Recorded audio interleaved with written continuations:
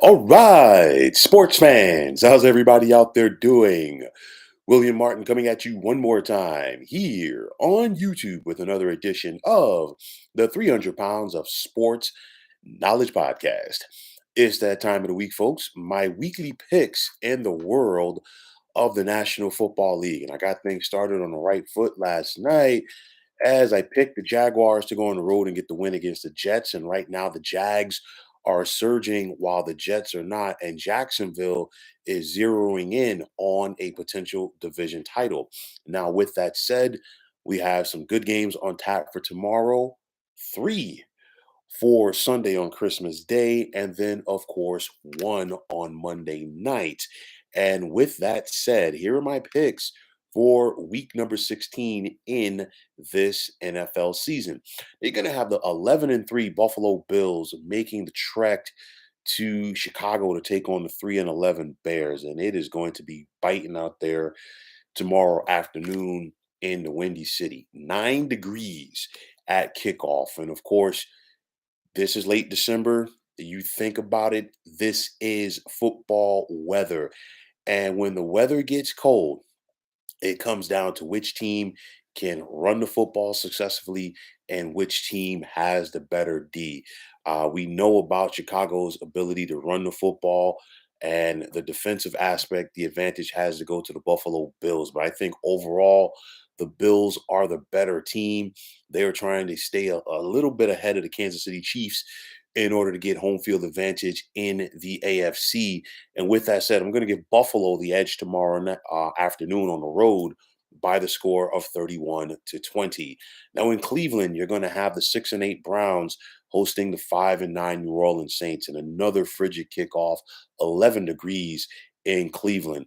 The Browns have some slim playoff hopes while the Saints are alive and well in the NFC South. But I look at the quarterback play, obviously, advantage Cleveland with Deshaun Watson. He's getting a little bit better each week, but we talk about the cold conditions and we talk about the ability to run.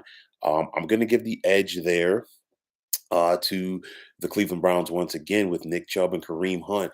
And you look at Andy Dalton at quarterback for the Saints, he's a turnover waiting to happen. And I think the Cleveland defense, led by Myles Garrett, takes advantage of that. Thus, I'm going to take the Browns at home tomorrow by the score of 20-17. You're going to have the 1-12-1 Houston Texans traveling to Nashville to take on the 7-7 Titans. Tennessee comes into this contest favored by 3 points. Another cold one, only 17 degrees at kickoff. But the Titans are stumbling. They've lost their last four. And who better to welcome to town than the one-win Texans? Now, Ryan Tannehill more than likely is going to be done for the season at quarterback, which means that the Titans reluctantly have to go to Malik Willis. They still don't trust him to throw the football. We've seen that throughout the year. But you go back to Malik Willis earlier this year. He got a win over the Texans in Houston, the starting quarterback. And in that contest, Malik Willis threw for less than 100 yards, but it was the Titans running game led by Derrick Henry that ran roughshod over this Texans defense. Will the Texans stack the box and try to slow down Derrick Henry and make Malik Willis beat them with his arm? We got to wait and see. One thing about the Texans, we know that they're going to give you everything that they have. They fought, scrapped, and clawed every week. They're just coming up a little short in a talent aspect. But when it's all said and done, I'm going to take Tennessee to win tomorrow at home by the score of 27-17. You're going to have the 11-3 Kansas City Chiefs hosting the 7-7 Seattle Seahawks. Another cold temperature, game time 13 degrees at the kickoff. And you have KC, they're trying to hang with Buffalo for that top spot in the AFC, while Seattle is holding on to their playoff chances on the NFC side. I look at the quarterbacks, Geno Smith and Patrick Mahomes. Mahomes is having another MVP caliber season. And if this Seahawks defense cannot slow him down, he will pick them apart. Geno Smith is having a renaissance, if you will, and he's got to find a way to navigate this Chiefs defense. The Chiefs defense has been getting lit up the last couple of weeks, so maybe Seattle can do something there. I think Seattle scores points, but they're not going to score enough. And because of that, I'm going to take Kansas City, who is a 10-point favorite. I'm taking them by 10. by the score of 34-24. Now, in a contest where you don't have to worry about game time temperatures, although it's going to be cold outside of the building, you're going to have the New York Football Giants with their 8-5-1 mark traveling to Minneapolis to take on the 11-3 Vikings, as this game is going to be indoors at US Bank Stadium.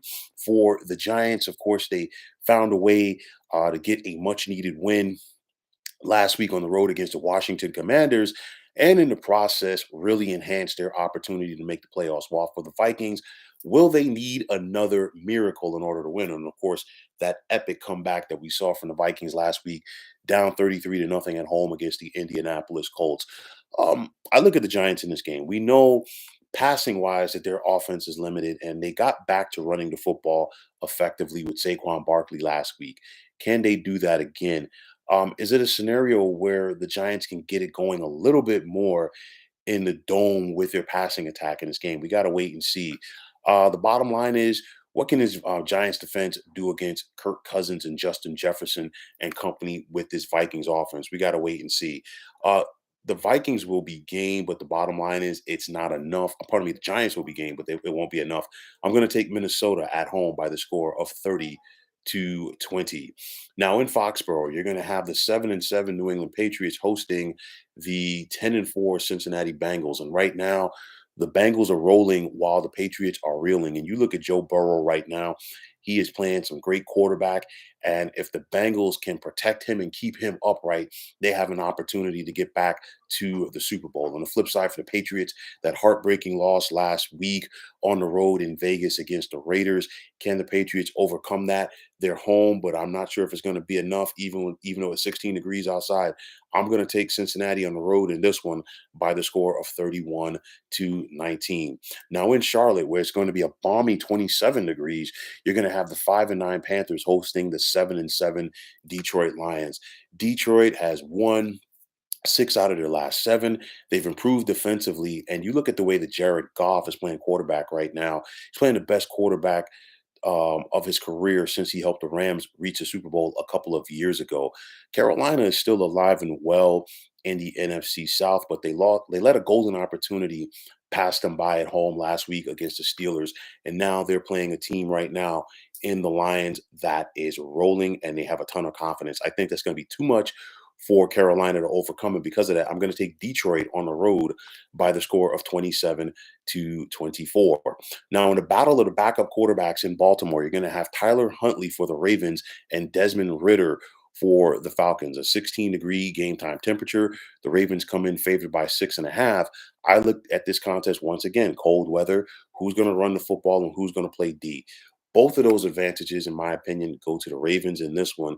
Baltimore, they're trying to keep pace with Cincinnati, but I think they're also zeroing in on a playoff spot as well, which I think they will get. And I'm going to take the Ravens at home by the score of 24-17. Now, a potential playoff preview in the Bay Area, as you got the 10-4 San Francisco 49ers hosting the 7-6-1 Washington Commanders. After the heartbreaking loss last week on Sunday night at home, Washington needs to get back on track. They have to get attacking with their defense, try to slow down this problematic 49ers offense. And then Tyler Heineke, can he navigate this nasty 49ers defense? But one thing about Ron Rivera and crew, and I say it all the time, his teams, they fight, scrap, and claw, and they are never going to be an easy out. They're going to give the 49ers all that they can handle. And I think San Francisco finds a way to pull away late, but I'm going to give the 49ers the edge with a 31-20 win. Now, a big one tomorrow in Arlington has a 10-4 Dallas Cowboys hosting the 13-1 Philadelphia Eagles. Dallas comes into this contest favored by 4.5 points, and for good reason, as Jalen Hurts, the Eagles starting quarterback, is out with the shoulder injury, and enter Gardner Minshew. Now, the Eagles are one of the most talented teams in the NFL, and they know how to rise to the occasion. And I think they're going to play some good ball around Minshew tomorrow afternoon. I think the most important thing for Philly, they got to run the football and keep this Dallas defense honest, because you don't want to go up, be back there in second and long and third and long situations and allow the likes of Micah Parsons to be able to tee off and really force Minshew into making some mistakes. On the flip side for Dallas, they know that they let one get away from them. Last week, they blew a 17-point lead to the Jacksonville Jaguars. And it's simple. They got to give the ball to Tony Pollard as much as possible and let him do his thing. Easier said than done going up against this Philly defense. There's too much talent on this Dallas team, and they have to find a way to take seize the opportunity of not having Jalen Hurts out there at quarterback for Philly tomorrow. I think they do that, and because of that, I'm going to take Dallas at home with the 27-20 win. Now tomorrow night in Pittsburgh, it's going to be a somber mood as you have the 6-8 Steelers hosting the 6-8 Las Vegas Raiders. Both of these teams are still in the hunt mathematically for a wild card spot. But like I said, it's going to be a somber mood. It's supposed to be the 50th anniversary of the Immaculate Reception. Franco Harris is getting his jersey retired by the Steelers. And unfortunately, Mr. Harris passed away earlier this week, which definitely takes away from some of the ceremony. But you think about it, what the play meant to the NFL, what these two franchises mean to the NFL. And it doesn't matter what city that the Raiders play in, whether it's Oakland, LA, or Las Vegas, it's still the Steelers and Raiders. And of course, for my money, personally, I'm always a fan of the Oakland Raiders against the Pittsburgh Steelers. Obviously, that's not going to happen anymore. But it's still the Raiders and Steelers. And when these two teams get together, it's always a classic matchup. But then again, you look at this game right now, the Steelers, it hasn't been pretty on offense, but they're finding a way. Mitchell Trubisky played the best game of this season last week. Excuse me, at quarterback for Pittsburgh, and they got to find a way to build off of that. But most importantly, they got to keep running the football. Um, we know what Pittsburgh can do defensively, and can they make Derek Carr go out there and have a couple of turnovers, especially on a cold night when it's just 12 degrees and Carr is unaccustomed to throwing the football in night type weather. It's going to be an electric atmosphere in Pittsburgh at the old Heinz Field. I know it's Acrisure Stadium right now, but a lot of us, they still call it Heinz Field. But make no mistake about it, it's going to be a great game on a cold night, a historic night in Pittsburgh. And I'm going to take the Steelers by the score of 24-20. Now, moving ahead to Sunday, you got the 6-8 Green Bay Packers traveling to South Florida to take on the 8-6 Miami Dolphins. And for Miami, they need some home cooking. They've had three straight games on the road. All three were tough losses.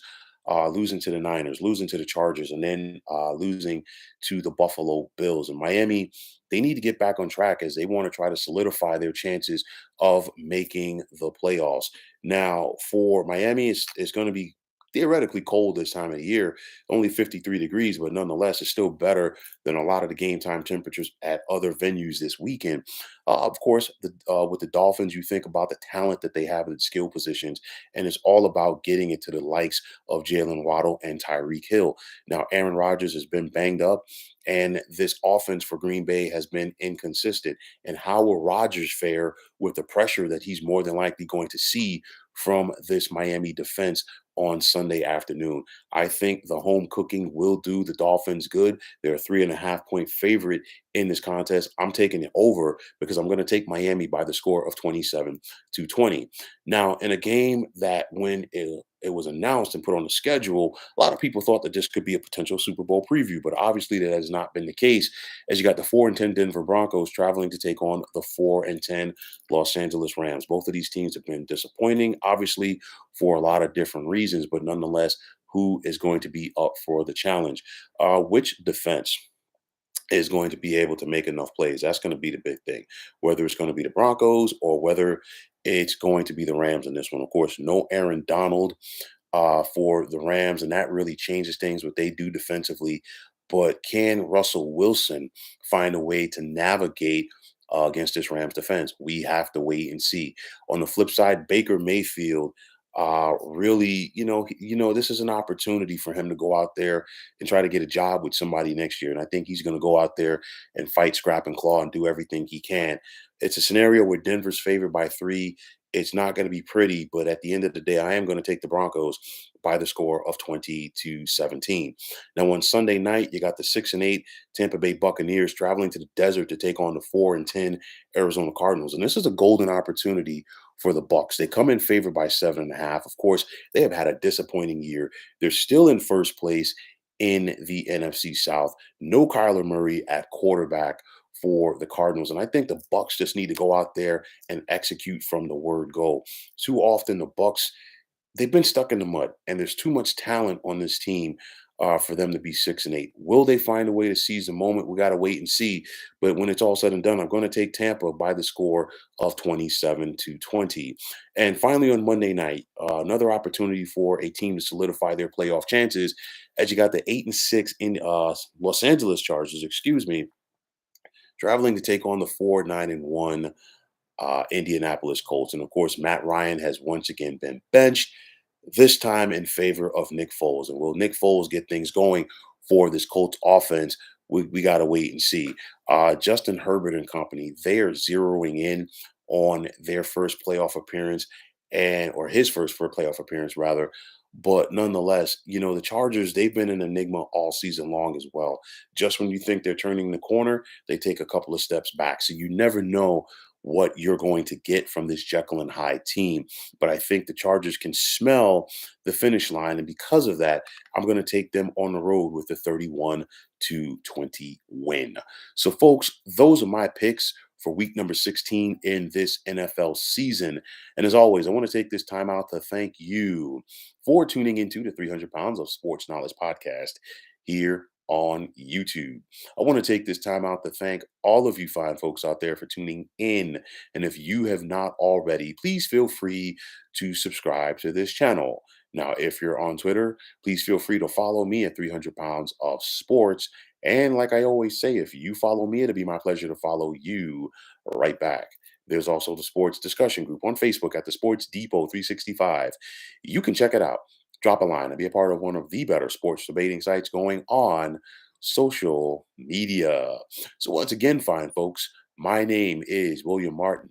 I am signing off, saying take care and have yourselves a wonderful day.